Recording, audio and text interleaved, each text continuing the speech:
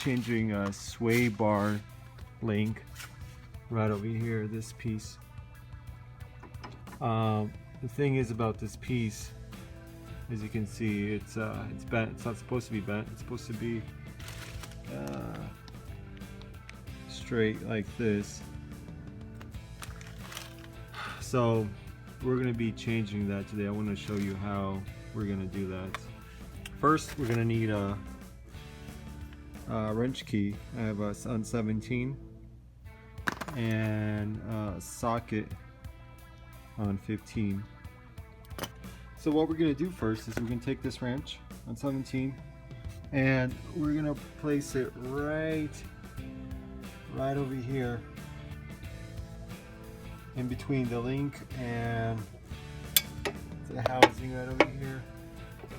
And I'm going to take this wrench and I'm going to place it over here. And so what we're going to do is I'm going to take this wrench, and I'm going to hold this ratchet while I try and screw in it. I did kind of unscrew it, but I just wanted to show you how it's done.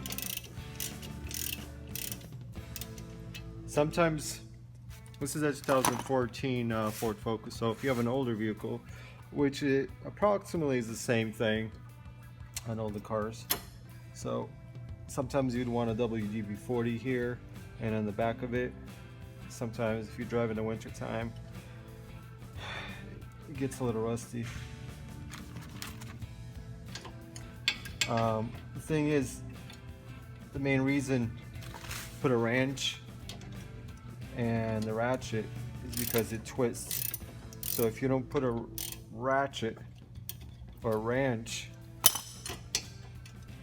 in here, you're just gonna go circles and you're not gonna take it apart.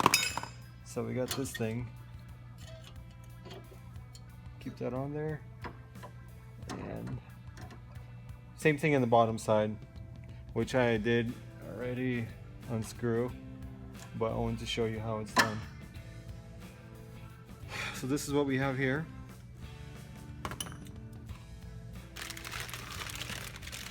So we're gonna take this new one. I bought this one at a Ford dealership. It's made in Slovakia. Here's the part number, and I think it was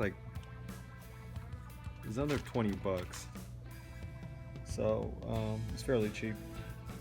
And so what we're gonna do is we're gonna just put it back in its place and stick this back here.